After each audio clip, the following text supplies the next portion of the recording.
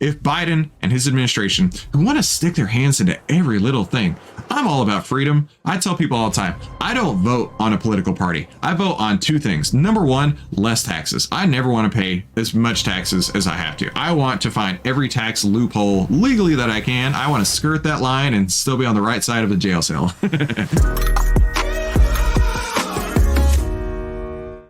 Not only are vehicles going electric, right? I drive a Tesla Model Y. I love that car. In fact, my oldest son this weekend, he's like, Dad, what do you think about this car, right? What's your actual opinion on it? And I was like, listen, this is the best car I've ever owned. It is so smooth. It is so fast. It is so quiet. It is such a joy to own. Plus, as a Tesla owner, I can start the car. I can start the AC from anywhere in the world. I can have the car heat up in my garage before we jump out into it. And, you know, I saw these stories over the last week about all these cars running out of battery. And I think that really is a testament to, if you own an electric car, you kind of need to know what you're owning, right? Kind of like a stock, right? If you own a stock, you should know what you own. If you own an electric car, you should know what you own. I was driving the car probably 200 plus miles this weekend. And yes, it did have less range than before, but not a lot. I mean, maybe 10, 20, maybe 10, 15% more consumption usage on the electricity than it had been. But overall, it was okay. Brian's asking, how did it do during the cold snap? It's done fine. I mean, we've been between 9 degrees and 34 degrees over the last couple of weeks. And usually we get around 300 watt hours per mile. And this weekend we were getting about 327 watt hours per mile. So what is that? 10% more usage, more 10% less range is what it is, man. I mean, that's just what you got to know. You got to plan for it. At least that's how I look at it, right? But not only are our vehicles going electric, but the Biden administration wants to push electric stovetops and electric appliances into the restaurant industry. Now, I don't really care one way or another. I am a microwave kind of guy myself. My wife is an amazing cook. In fact, she and I started dating 2 months into when I started college. So I've been with her for 19 years at this point. And what hooked me over with her was her cherry pies. She would make me cherry pies, and I could smell the cherry pie coming. And every time she wanted to have me over, she'd be like, Chris, I made you something. I'm like, what'd you make me? She's like, made you cherry pie. I'm like, I'll be right there. So yeah, I am not one to really complain one way or the other about electric or gas. I don't really pay attention to it, but a lot of people do, right? Bar Rescue executive producer John Taffer is sounding the alarm on political industry switch from gas to electric stoves that could pose a massive challenge to restaurants. S-Type says, do you drive an S-Type? Maybe. They're trying to phase out pizza ovens in NYC. Brian says electric cooked oatmeal may be for him. Guess how people with no power heat their homes in a power outage? Gas stoves. Well said, my friend. Yeah, at our house now, we have gas ovens and gas stove, but we have gas, what do we have? We have gas water heaters, but we do have an electric dryer. So most of our house is on gas at this point, but I don't know, man. As long as the knob turns, I'm good for it. But I'm very ignorant to the conversation here, honestly.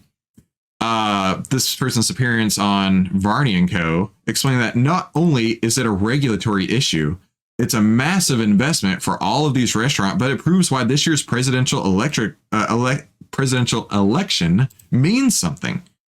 The U.S. Consumer Product Safety Commission was considering a ban on gas stoves because the appliances can emit pollutants that cause respiratory and health issues.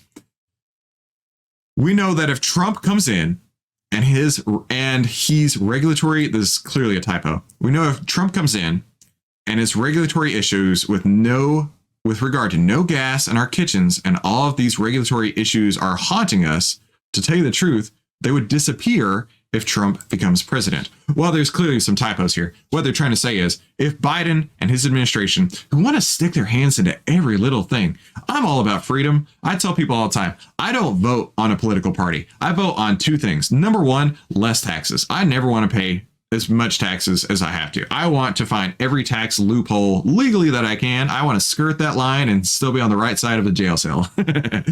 But two, I want less government. I want more freedom. Don't tell me what I can and cannot do in my own kitchen. If I want to have a gas stove, by God, let me just have a gas stove. If I want to smoke cigarettes, by God, let me smoke cigarettes, right? Don't come in and force me to change and lose that freedom, that ounce of freedom that I want to have for this particular thing. Now, I don't actually smoke, but that's just a thing that I wanted to compare that to, right? The restaurant industry is still reeling from high prices due to inflation and the fallout of employees working from home. Dude, I think that honestly is the biggest thing. We talked about a story last week where a restaurant was charging $16 for BLT.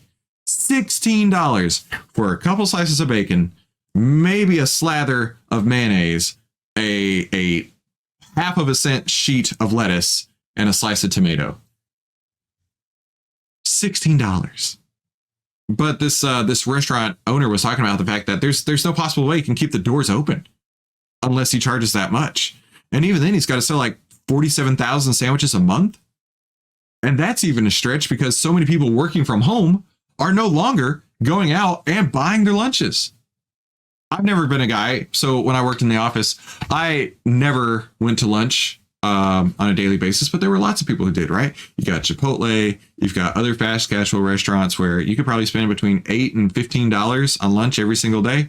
Nah, I went to the gym, right? I want to go get my workout on. That's what I did for lunch. $15 a month for my gym membership instead of $15 a day for a sandwich. But a lot of restaurants are still trying to recover. I don't know if they ever will. And now you're telling me that I have to gut the entire kitchen. I got to spend probably $30,000.